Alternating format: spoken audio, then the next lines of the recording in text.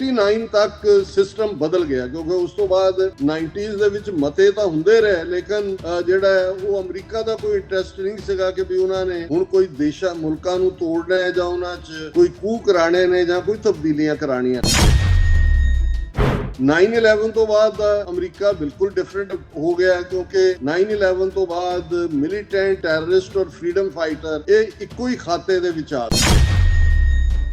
2004 ਤੱਕ ਪਹੁੰਚਦੇ ਆ, ਜਦੋਂ ਮਨਮੋਹਨ ਸਿੰਘ ਪ੍ਰਾਈਮ ਮਿਨਿਸਟਰ ਬਣਦੇ ਨੇ ਤੇ ਉਦੋਂ ਤੱਕ ਅਮਰੀਕਾ ਦੀ ਪ੍ਰਾਇੋਰਟੀ ਚੋਂ ਪਾਕਿਸਤਾਨ ਵੀ ਗਾਇਬ ਹੋ ਗਿਆ ਸੀ, ਡੀਹਾਈਫਨੇਟ ਹੋ ਗਿਆ ਸੀ। ਸੋ 4-5 ਪ੍ਰੈਜ਼ੀਡੈਂਟਸ ਨੇ ਅਮਰੀਕਾ ਦੇ, ਫਿਰ ਭਾਰਤ ਦੇ ਨਾਲ ਹੀ ਉਹ ਕਲਿੰਟਨ ਈਰਾ ਹੋਏ, ਓਬਾਮਾ ਹੋਏ, ਜੂਨੀਅਰ ਬੁਸ਼ ਹੋਏ, ਟਰੰਪ ਦੀ ਪਹਿਲੀ ਟਰਮ ਹੋਏ, ਬਾਈਡਨ ਹੋਏ। ਸੋ ਫਿਰ ਸਿੱਖ ਫੈਕਟਰ ਬੇਸ਼ੱਕ ਹਿਊਮਨ ਰਾਈਟ ਦੇ ਮੁੱਦੇ ਤੇ US ਸਰਫ ਦੀ ਰਿਪੋਰਟ ਜਾਂ ਇੱਧਰ ਉੱਧਰ, ਪਰ ਇੰਡੀਆ ਨੂੰ ਕੋਈ ਗੰਭੀਰ ਚੈਲੰਜ ਨਹੀਂ ਆਇਆ। ਔਰ ਫਿਰ ਇੰਨੀ ਦੇਰ ਚਾਈਨਾ ਦਾ ਉਭਾਰ ਜਿਹੜਾ ਉਹ ਹੋ ਚੁੱਕਾ ਸੀ। ਸੋ ਫਿਰ ਇਹਨਾਂ ਤਾਕਤਾਂ ਦਾ ਇਹ ਸੀ ਕਿ ਇੰਡੀਆ ਨੂੰ ਐਜ਼ ਏ ਬੁਲਵਾਕ ਡਿਵੈਲਪ ਕੀਤਾ ਜਾਏ ਟੂ ਕਾਊਂਟਰ ਚਾਈਨਾ।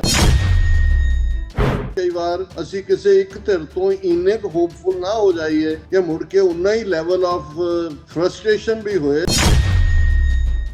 ਸੋ ਇਹ ਜਿਹੜੇ ਮੁਲਕ ਬਣਾਉਣੇ ਜਾਂ ਵੰਡਣੇ ਨੇ, ਇਹ ਇਹਨਾਂ ਦੇ ਅਲਟੀਮੇਟ ਹਿੱਤਾਂ ਨਾਲ ਜੁੜੇ ਹੋਏ ਨੇ। ਇਸ ਬਦਲਦੀ ਦੁਨੀਆ ਵਿੱਚ ਤੁਸੀਂ ਪਿੱਛੇ ਨਾ ਰਹਿ ਜਾਓ। ਹਰ ਘਟਨਾ ਜੋ ਤੁਹਾਡੀ ਜ਼ਿੰਦਗੀ ਤੇ ਅਸਰ ਪਾ ਰਹੀ ਹੈ, ਅਸੀਂ ਉਸ ਬਾਰੇ ਦੇਵਾਂਗੇ ਤੁਹਾਨੂੰ ਸਟੀਕ ਤੇ ਸਹੀ ਜਾਣਕਾਰੀ। ਤੁਹਾਡਾ ਆਪਣਾ ਹੱਕ ਸੱਚ ਦੀ ਆਵਾਜ਼ TV84। TV84 ਦੇ ਨਾਲ ਜੁੜਨ ਲਈ ਆਪਣਾ ਫੋਨ ਚੁੱਕੋ ਤੇ ਐਪ ਸਟੋਰ ਵਿੱਚ ਜਾ ਕੇ ਡਾਊਨਲੋਡ ਕਰੋ TV84 ਦੀ ਨਵੀਂ ਐਪ। ਇਸ ਐਪ ਤੇ ਤੁਸੀਂ ਦੇਖ ਸਕਦੇ ਹੋ 24 ਘੰਟੇ TV84 ਦਾ ਲਾਈਵ ਚੈਨਲ ਅਤੇ ਨਾਲ ਹੀ ਪੰਜ ਪੰਜਾਬ ਅਤੇ ਦੁਨੀਆ ਭਰ ਦੀਆਂ ਅਹਿਮ ਖਬਰਾਂ। ਫਿਰ ਦੇਰ ਕਿਸ ਗੱਲ ਦੀ, ਹੁਣੇ ਡਾਊਨਲੋਡ ਕਰੋ TV84 ਦੀ ਨਵੀਂ ਐਪ।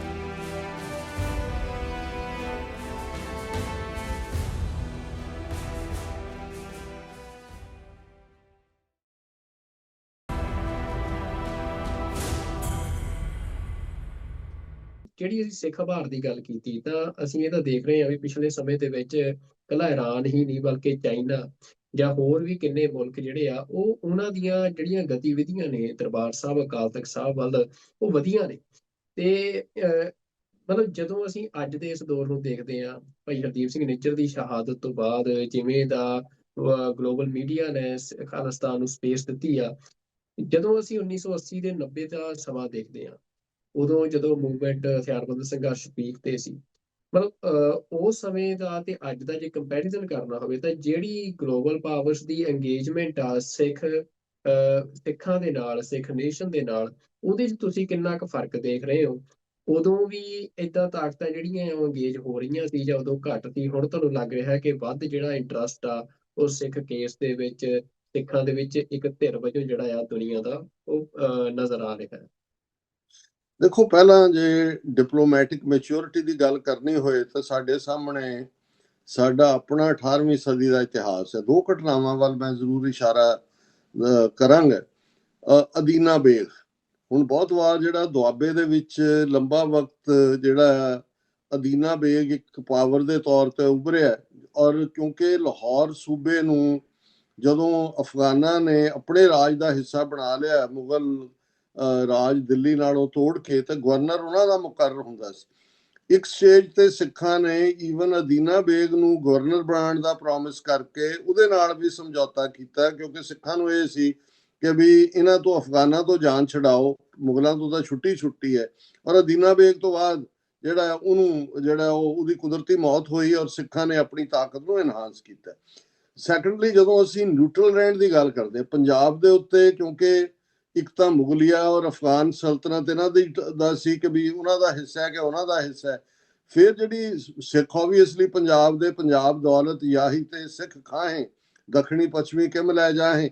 ਹੁਣ ਜਦੋਂ ਅਸੀਂ ਦੱਖਣੀ ਦੀ ਗੱਲ ਕਰਦੇ ਹਾਂ, ਮਰਾਠੇ ਲਗਭਗ 2 ਸਾਲ ਆ ਕੇ ਪੰਜਾਬ 'ਚ ਬੈਠੇ ਰਹੇ, ਉਹ ਰੋਹਤਾਸ ਤੱਕ ਪਹੁੰਚੇ ਔਰ ਸਿੱਖਾਂ ਨੇ ਵੀ ਉਹਨਾਂ ਦੇ ਨਾਲ ਅਲਾਇੰਸ ਕਰ ਲਿਆ। ਉਹਨਾਂ ਨੂੰ ਲੱਗਾ ਕਿ ਵੀ ਉਹਨਾਂ ਦੀ ਡੋਮੀਨੈਂਸ ਸੀ। ਲੇਕਿਨ ਤੁਸੀਂ ਦੇਖੋ,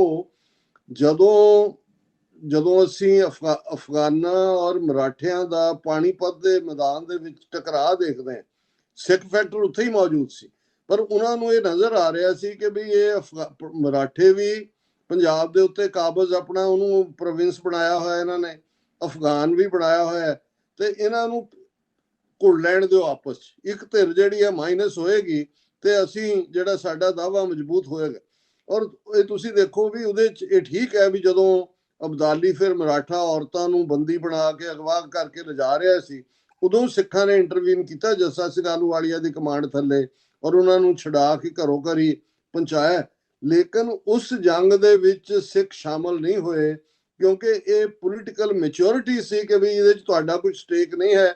ਇਹਨਾਂ ਦੋਨਾਂ ਤੋਂ ਇੱਕ ਤੋਂ ਜਾਨ ਛੁੱਟੇ। ਔਰ ਉਸ ਤੋਂ ਬਾਅਦ ਕਿਉਂਕਿ ਮਰਾਠਿਆਂ ਦਾ ਪੰਜਾਬ ਦੇ ਵਿੱਚ ਜਿਹੜਾ ਦੌਰਾ ਸੀ ਉਹ ਬੜਾ ਮਾੜਾ ਰਿਹਾ। ਇੱਕ ਪੰਜਾਬ ਦੀਆਂ ਬੋਲੀਆਂ 'ਚ ਇੱਕ ਬੋਲੀ ਆ, ਅਜੇ ਆਏ ਮਰਾਠੇ ਜਿਹਨਾਂ ਵਸਲਿਆਂ ਵੀ ਪੱਟੇ। ਔਰ ਈਵਨ ਇਹ ਜਿਹੜਾ ਆਪਣੇ ਆਪ ਦੇ ਵਿੱਚ ਸਾਡੇ ਸਾਹਮਣੇ ਉਦਾਹਰਣ ਹੈ ਕਿ ਹਰ ਸਿਚੁਏਸ਼ਨ 'ਚ ਤੁਹਾਨੂੰ ਹਰ ਥਾਂ ਲੱਤ ਅੜਾਉਣ ਦੀ ਲੋੜ ਨਹੀਂ ਹੁੰਦੀ। ਕਈ ਵਾਰੀ ਆਬਜ਼ਰਵ ਕਰੋ ਔਰ ਦੇਖੋ ਵੀ ਤੁਹਾਡੇ ਹਿੱਤ 'ਚ ਕੀ ਜਾਂਦਾ। ਸੋ ਸਿੱਖਾਂ ਨੇ ਕੱਲਾ ਇਹੀ ਨਹੀਂ, ਜੇ ਮੁਗਲੀਆ ਸਲਤਨਤ ਦੀ ਗੱਲ ਕਰੀਏ, ਜਦੋਂ ਅਸੀਂ ਦੀਵਾਨ ਕੌੜਾਮਲ ਦੀ ਗੱਲ ਕਰਦੇ ਹਾਂ, ਉਹੀ ਜ਼ਕਰੀਆ ਖਾਨ ਜਿਹਨੇ ਇੰਨੇ ਜ਼ੁਲਮ ਕੀਤੇ, ਲੇਕਿਨ ਮੁਗਲਾਂ ਔਰ ਅਫਗਾਨਾਂ ਦੇ ਵਿਚਕਾਰ ਅਫਗਾਨਾਂ ਨੂੰ ਬਾਹਰ ਰੱਖਣ ਦੇ ਲਈ ਸਿੱਖਾਂ ਨੇ ਜ਼ਕਰੀਆ ਖਾਨ ਦੇ ਨਾਲ ਵੀ ਅਲਾਇੰਸ ਕੀਤਾ ਦੀਵਾਨ ਕੌੜਾਮਲ ਦੀ ਅਗਵਾਈ ਥੱਲੇ। ਔਰ ਉਦੋਂ ਹੀ ਜਿਹੜਾ ਇਹ ਲਖਪਤ ਰਾਏ ਜਾਂ ਦੂਜਾ ਇਹਦੀ ਪੋਜੈਸ਼ਨ ਵੀ ਲਈ। ਸੋ ਮੈਂ ਇਹ ਕਹਿ ਰਿਹਾ ਵੀ ਸਾਨੂੰ ਈਵਨ ਹੁਣ ਵੀ ਜਦੋਂ ਅਸੀਂ ਵੱਡੀਆਂ ਤਾਕਤਾਂ, ਨਿਊ ਮੈਪ ਮੇਕਿੰਗ, ਇਸ ਸਾਰੇ ਦੌਰ ਨੂੰ ਦੇਖਦੇ ਹਾਂ, ਸਾਨੂੰ ਆਪਣੀਆਂ ਅੱਖਾਂ ਔਰ ਕੰਨ ਖੁੱਲੇ ਰੱਖਣੇ ਚਾਹੀਦੇ ਨੇ। ਔਰ ਇਹ ਸਾਨੂੰ ਦੇਖਣਾ ਚਾਹੀਦਾ ਵੀ ਸਾਡੇ ਹਿੱਤ 'ਚ ਕੀ ਹੈ। ਕੁਛ ਪਲਾਂ ਲਈ ਜੇ ਕੁਛ ਮੂਮੈਂਟਸ ਦੇ ਉੱਤੇ ਚੁੱਪ ਵੀ ਕਰ ਜਾਣਾ ਪੈਂਦਾ ਤੇ ਉਹ ਹਾਰ ਨਹੀਂ ਹੁੰਦੀ, ਜਾਂ ਉਹ ਡਰ ਜਾਂ ਖੌਫ ਜਾਂ ਕਾਇਰਤਾ ਨਹੀਂ ਹੁੰਦੀ। ਉਹ ਆਪਣੇ ਆਪ ਦੇ ਵਿੱਚ ਤੁਹਾਡੀ ਇੱਕ ਸਟ੍ਰੈਟਜੀ ਵੀ ਹੁੰਦੀ ਹੈ ਕਿ ਤੁਸੀਂ ਆਪਣੇ ਠੀਕ ਸਮੇਂ ਦੀ ਉਡੀਕ ਕਰਦੇ ਹੋ। ਬਾਕੀ ਜਿਹੜਾ ਤੁਸੀਂ ਮੂਵਮੈਂਟ ਦੇ ਹਵਾਲੇ ਨਾਲ ਪੁੱਛਿਆ, ਦੇਖੋ 80s ਦਾ ਪੰਜਾਬ ਜਾਂ ਭਾਰਤ ਜਾਂ ਵਰਲਡ ਟੋਟਲੀ ਡਿਫਰੈਂਟ ਹੈ। ਇਹ ਜਦੋਂ ਅਸੀਂ 2020s ਦੇ ਵਰਲਡ ਦੀ ਗੱਲ ਕਰਦੇ ਹਾਂ, ਉਸ ਵੇਲੇ ਟੂ ਪੋਲਰ ਵਰਲਡ ਸੀ, ਕੋਲਡ ਵਾਰ, ਇੰਡੀਆ ਪੂਰੀ ਤਰ੍ਹਾਂ ਸੋਵੀਅਤ ਯੂਨੀਅਨ ਦੇ ਬਲੌਕ ਸੀ, ਕਮਿਊਨਿਸਟ ਪਾਵਰ ਪੂਰੀ ਪੀਕ ਦੇ ਉੱਤੇ ਸੀ, ਚੈਕੋਸਲੋਵਾਕੀਆ, ਹੰਗਰੀ, ਪੋਲੈਂਡ ਦੇ ਵਿੱਚ ਬੈਠੇ ਸੀ। ਅਫਗਾਨਿਸਤਾਨ 'ਚ ਜੇ 1979 ਦੇ ਵਿੱਚ ਆਇਤੁੱਲਾ ਖਮੀਨੀ ਈਰਾਨ ਦੇ ਵਿੱਚ ਆ ਕੇ ਪਾਵਰ ਇੱਥੇ ਆਉਂਦਾ, ਤਾਂ 1979 ਦੇ ਵਿੱਚ ਹੀ ਸੋਵੀਅਤ ਯੂਨੀਅਨ ਜਿਹੜਾ ਉਹ ਅਫਗਾਨਿਸਤਾਨ ਦੇ ਵਿੱਚ ਆ ਕੇ ਕਬਜ਼ਾ ਕਰਕੇ ਬੈਠ ਜਾਂਦਾ। ਹੁਣ ਉਸ ਪੀਰੀਅਡ ਬਾਰੇ ਕਿਉਂਕਿ ਕੁਝ ਜਾਣਕਾਰੀ ਜਿਹੜੀ ਸਾਡੇ ਕੋਲ ਅੰਦਰੂਨੀ ਵੀ ਹੈ ਕਿ ਮੌਕਾ ਉਦੋਂ ਵੀ, ਕਿਉਂਕਿ ਇੰਡੀਆ ਪੂਰੀ ਤਰ੍ਹਾਂ ਸੋਵੀਅਤ ਯੂਨੀਅਨ ਦੇ ਖੈਮੇ 'ਚ ਸੀ। ਈਵਨ ਇੰਦਰਾ ਗਾਂਧੀ ਨੇ ਖੁੱਲ੍ਹ ਕੇ ਹਮਾਇਤ ਕੀਤੀ ਸੀ ਸੋਵੀਅਤ ਯੂਨੀਅਨ ਵੱਲੋਂ ਅਫਗਾਨਿਸਤਾਨ ਤੇ ਕਬਜ਼ਾ ਕਰਨ ਦੀ ਵੀ। ਜੇ ਅਮਰੀਕਾ ਉਸ ਵੇਲੇ ਚਾਹੁੰਦਾ ਹੁੰਦਾ ਉਹਨਾਂ ਨੂੰ, ਕਿਉਂਕਿ ਸੋਵੀਅਤ ਯੂਨੀਅਨ ਇੰਨੀ ਵੱਡੀ ਪਾਵਰ ਸੀ ਕਿ ਉਹਨਾਂ ਨੂੰ ਲੱਗਦਾ ਸੀ ਵੀ ਫੋਕਸਡ ਹੋ ਕੇ ਪਾਕਿਸਤਾਨ ਨੂੰ ਆਧਾਰ ਬਣਾ ਕੇ ਇੱਕੋ ਹੀ ਜੰਗ ਇੱਕੋ ਵੇਲੇ ਲੜੀ ਜਾ ਸਕਦੀ ਹੈ। ਇਸ ਲਈ ਕਿਉਂਕਿ 1999 ਤੱਕ ਉੱਥੇ ਸੋਵੀਅਤ ਯੂਨੀਅਨ ਰਿਹਾ, ਇਸ ਲਈ ਜਦੋਂ 84 ਦਾ ਦੌਰ ਆਇਆ ਜਾਂ ਦੂਜਾ ਜ਼ਿਆਉਲ ਹੱਕ ਜਿਹੜਾ ਇਨ ਕਮਾਂਡ ਸੀ, ਉਹਨੂੰ ਅਮਰੀਕਾ ਨੇ ਮਨਾ ਕਰ ਦਿੱਤਾ ਸੀ ਕਿ ਦੂਸਰੇ ਈਸਟਰਨ ਬਾਰਡਰ ਵੱਲ ਇਨਵੋਲਵ ਨਹੀਂ ਹੋਣਾ। ਸੋ ਤੁਸੀਂ ਇਹ ਦੇਖੋਗੇ ਕਿ ਸਿੱਖ ਇੱਕ ਸਟੇਜ ਦੇ ਉੱਤੇ, ਔਰ ਇਹਨਾਂ ਦੀ ਪਾਕਿਸਤਾਨੀ ਇੰਟੈਲੀਜੈਂਸ ਏਜੰਸੀ ਦੇ ਚੀਫ ਜਿਹੜਾ ਹੁਣ ਨਹੀਂ ਰਿਹਾ, ਉਹਨੇ ਹੀ ਕਿਹਾ ਸੀ ਕਿ ਇੱਕ ਸਟੇਜ ਤੇ ਜੂਨ 84 ਤੋਂ ਬਾਅਦ 6 ਤੋਂ 8 ਹਜ਼ਾਰ ਸਿੱਖ ਨੌਜਵਾਨ ਜਿਹੜੇ ਨੇ ਉਹ ਬਾਰਡਰ ਕ੍ਰਾਸ ਕਰਕੇ ਅੰਮ੍ਰਿਤਸਰ, ਗੁਰਦਾਸਪੁਰ, ਫਿਰੋਜ਼ਪੁਰ, ਮੋਸਟਲੀ ਸਰਹੱਦੀ ਜ਼ਿਲ੍ਹਿਆਂ ਦੇ ਆਏ। ਉਹਨਾਂ ਨੇ ਜੇਲ੍ਹ 'ਚ ਵੀ ਡੱਕਿਆ, ਕੁਝ ਫਿਰ ਵਾਪਸ ਵੀ ਮੁੜੇ, ਉਹਨਾਂ ਨੂੰ ਕੋਈ ਆਧਾਰ ਵੀ ਨਹੀਂ ਮਿਲਿਆ ਕਿਉਂਕਿ ਉਦੋਂ ਅਮਰੀਕਾ ਦਾ ਇੰਟਰਸਟ ਕੋਈ ਨਹੀਂ ਸੀ। ਰਾਦਰ ਉਹ ਚਾਹੁੰਦੇ ਸੀ ਕਿ ਭਾਈ ਸੋਵੀਅਤ ਯੂਨੀਅਨ ਦੇ ਖਿਲਾਫ ਜੰਗ ਦੇ ਵਿੱਚ ਜਿਹੜਾ ਸਿਰਫ ਫੋਕਸ ਰਹੇ। 70s ਦੇ ਵਿੱਚ ਮੈਂ ਜਿਵੇਂ ਕਿਹਾ ਨਿਕਸਨ ਦੇ ਵੇਲੇ ਜਾਂ ਅਰਲੀ 80s 'ਚ ਜਦੋਂ ਤੱਕ 81, 82 ਪੀਰੀਅਡ ਸੰਤ ਭਿੰਡਰਾਂ ਵਾਲਿਆਂ ਦੇ ਪੀਰੀਅਡ 'ਚ ਵੀ ਉਹਨਾਂ ਦੀ ਦਿਲਚਸਪੀ ਜ਼ਰੂਰ ਰਹੀ ਹੋਏਗੀ, ਲੇਕਿਨ 89 ਤੋਂ ਬਾਅਦ ਜਿਹੜਾ ਉਹਨਾਂ ਦਾ ਫਿਰ 1979 ਤੋਂ 1999 ਬਾਅਦ ਦੈਨ ਇੱਕੋ ਇੱਕ ਸੁਪਰ ਪਾਵਰ ਅਮਰੀਕਾ ਰਹਿ ਗਿਆ। ਫਿਰ ਛੋਟੇ ਮੁਲਕ ਬਣਾਉਣ 'ਚ ਉਹਨਾਂ ਦੀ ਦਿਲਚਸਪੀ ਨਹੀਂ ਰਹੀ ਕਿਉਂਕਿ ਸੋਵੀਅਤ ਯੂਨੀਅਨ ਤਾਂ ਬਲੱਡਲੈਸ ਚੇਂਜਸ ਹੀ ਹੋਈਆਂ, ਬਾਲਟਿਕ ਸਟੇਟਾਂ ਵੀ ਆਜ਼ਾਦ ਹੋਈਆਂ, ਸੈਂਟਰਲ ਰਿਪਬਲਿਕ। ਪਰ ਜਦੋਂ ਉਹੀ ਮਾਡਲ ਯੂਗੋਸਲਾਵੀਆ ਦੇ ਵਿੱਚ ਗਿਆ 90s ਦੇ ਵਿੱਚ, ਉੱਥੇ ਫਿਰ ਜਿਹੜਾ 7 ਟੁਕੜੇ ਤਾਂ ਹੋਏ ਯੂਗੋਸਲਾਵੀਆ ਦੇ, ਪਰ ਬੜਾ ਖੂਨੀ ਦੌਰ ਸਰਬੀਆ, ਕਰੋਸ਼ੀਆ, ਬੋਸਨੀਆ ਹਰਜ਼ੇਗੋਵੀਨਾ, ਮੈਸੇਡੋਨੀਆ, ਕੋਸੋਵੋ, ਔਰ ਇਹ ਸਾਰੇ ਦੇ ਥੱਲੇ ਸਰਬੀਆ ਨੇ ਜਿਵੇਂ ਬੋਸਨੀਆ ਦੇ ਉੱਤੇ ਜ਼ੁਲਮ ਕੀਤੇ। ਔਰ ਉਹ ਇੱਕੋ ਇੱਕ ਵਾਰ ਸੀ ਕਿ ਵਿਦਨ ਯੂਰਪ ਕਲਿੰਟਨ ਪੀਰੀਅਡ 'ਚ ਨੈਟੋ ਨੇ ਜਿਹੜਾ ਇੰਟਰਵੀਨ ਕਰਕੇ ਫੌਜੀ ਕਾਰਵਾਈ ਕਰਕੇ ਸਰਬਾਂ ਨੂੰ ਡੱਕਿਆ ਸੀ। ਨਹੀਂ ਤਾਂ ਜਦੋਂ ਅਸੀਂ 90s ਦੇ ਜੈਨੋਸਾਈਡ ਦੀ ਗੱਲ ਕਰਦੇ ਹਾਂ ਤਾਂ ਮਿਸਟਰ ਮਿਲੋਸੇਵਿਚ ਉਹਨੂੰ ਜੰਗੀ ਅਪਰਾਧੀ ਦੇ ਤੌਰ ਦੇ ਉੱਤੇ ਹੀ ਸਜ਼ਾ, ਜਦੋਂ ਦਾ ਟ੍ਰਾਇਲ ਚੱਲ ਰਿਹਾ ਸੀ, ਉਹਦੀ ਜੇਲ੍ਹ ਦੇ ਵਿੱਚ ਮੌਤ ਹੋਈ।